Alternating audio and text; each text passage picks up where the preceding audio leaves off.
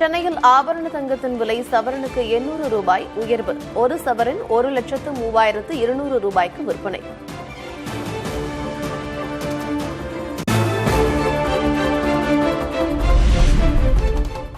சென்னையில் வெள்ளி விலை கிலோவுக்கு 7,000 ரூபாய் உயர்வு. ஒரு கிலோ வெள்ளி 2,75,000 ரூபாய்க்கு விற்பனை.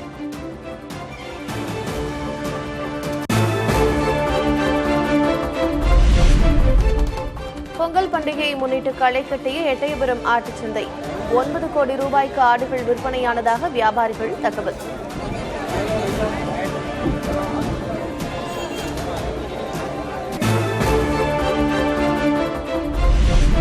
வரத்து குறைவால் மலர் சந்தைகளில் மல்லிகைப்பூ விலை உயர்வு. சங்கரன்கோவில் மலர் சந்தையில் 1 கிலோ மல்லிகைப்பூ 9,000 ரூபாய்க்கு விற்பனை.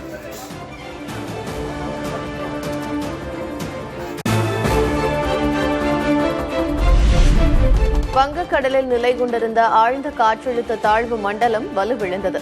இலங்கையின் திருகோணமலை, யாழ்ப்பாணம் இடையே இன்று காற்றழுத்த தாழ்வு மண்டலமாக கரையை கடக்கும் என்று கணிப்பு.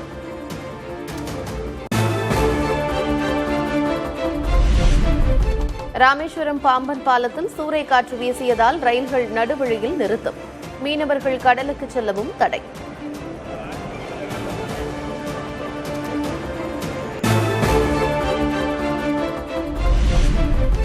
வங்கக்கடலில் நிலவும் ஆழ்ந்த காற்றழுத்த தாழ்வு மண்டலம் வலுவிழந்தது. நாகை, கடலூர், மயிலாடுதுறை, ராமநாதபுரம், புதுக்கோட்டை மாவட்ட மீனவர்கள் கடலுக்கு செல்ல வேண்டாம் என்று அறிவுறுத்தல்.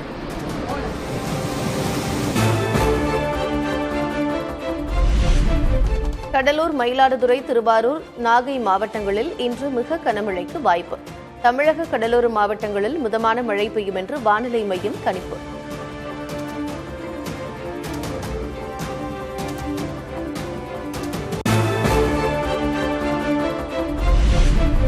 உத்தரப்பிரதேசம், ஹரியானா உள்ளிட்ட வட மாநிலங்களில் வாட்டி வதைக்கும் குளிர். மக்களின் இயல்பு வாழ்க்கை பாதிப்பு.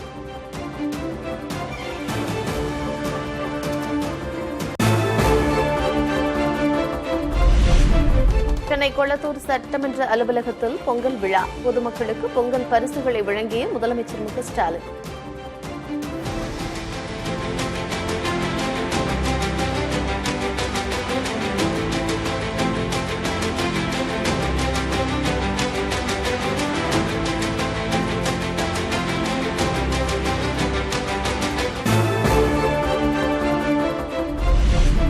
முதல்வர் தொகுதியான கொளத்தூரில் களை கட்டிய பொங்கல் விழா. சிலம்பம் சுற்றி அசத்தினார் முதலமைச்சர் மு.க. ஸ்டாலின்.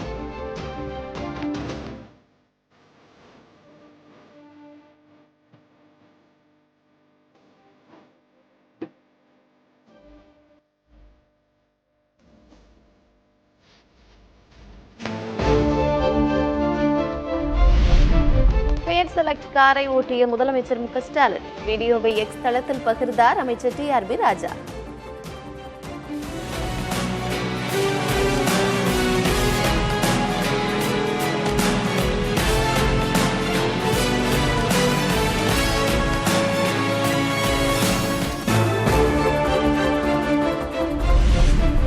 சட்டமன்ற தேர்தலில் 200 தொகுதிகளை தாண்டி வெல்வோம். கொளத்தூர் தொகுதியில் நடைபெற்ற பொங்கல் விழாவில் முதலமைச்சர் மு.க. ஸ்டாலின் நம்பிக்கை.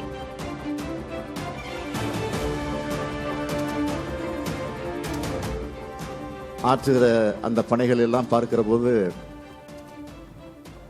நான் ஏற்கனவே சொல்லியிருந்தேன், 200 தொகுதிக்கு குறையாமல் வெற்றி பெறுவோம் என்று. நம்முடைய கூட்டணி நிச்சயமாக வெற்றி பெறும் என்று.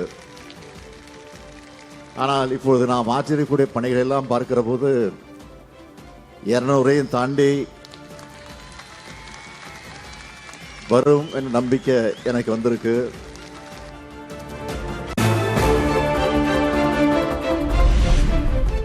திமுக அளித்த வாக்குறுதிகளில் எத்தனை வாக்குறுதிகள் நிறைவேற்றப்பட்டுள்ளன? முதலமைச்சர் மு.க. ஸ்டாலினுக்கு பாமக தலைவர் அன்புமணி சவால்.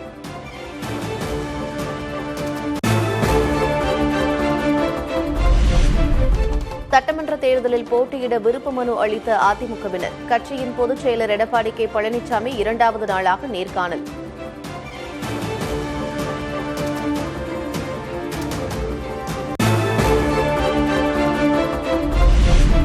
அமைச்சரவையில் இடம் வேண்டும் என்று அதிமுகவுக்கு அழுத்தம் கொடுக்கவில்லை.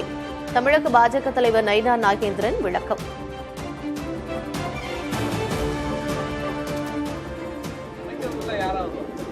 அது தேர்தல் முடியணும். தேர்தல் முடிஞ்சு வெற்றி பெறணும். யாரெல்லாம் வெற்றி பெற்றுக்கான்னு தெரியும். இப்பவே அமைச்சர்னு எப்படி சொல்ல முடியும்? பாஜக தரப்புல இருந்து அமைச்சரவையில பங்கு வேணும்னு ஒரு அழுத்தம் கொடுக்கறதா ஒரு தகவல் இருக்கு. நாங்க இதுவரைக்கும் அந்த மாதிரி எந்த அழுத்தமும் யாருக்கும் கொடுக்கல.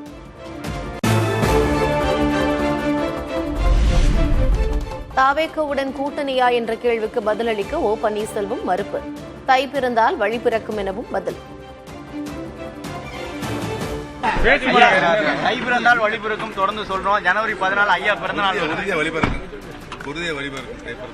ஐயா தாவேகாவுடன் கூட்டணி அமைக்க வாய்ப்பு இருக்கிறதா சொல்றாங்க. தாவேகா பொறுமையா இருக்கு.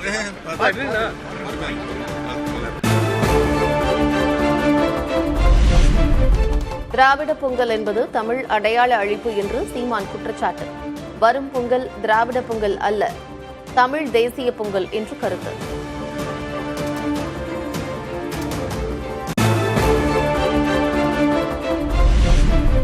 கரூர் துயரம் தொடர்பாக தாவேகா தலைவர் விஜயின் பிரச்சார வாகன ஓட்டுநரிடம் சிபிஐ விசாரணை. விஜய் பிரச்சார வாகனத்தில் சிபிஐ மற்றும் தடயவியல் துறை அதிகாரிகள் ஆய்வு.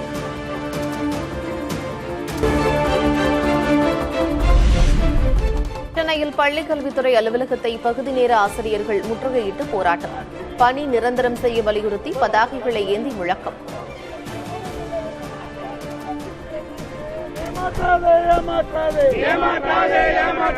பணி நிரந்தரத்தை ஏமாற்றாதே.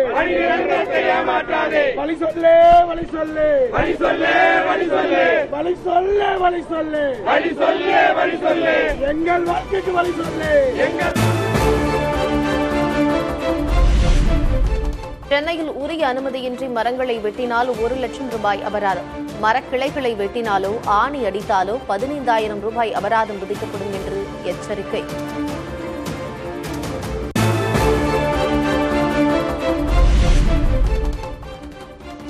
குடியரசு தின விழாவை முன்னிட்டு டெல்லியில் அணிவகுப்பு ஒத்திகை. கொட்டும் பணியில் ராணுவ வீரர்கள் பங்கேற்பு.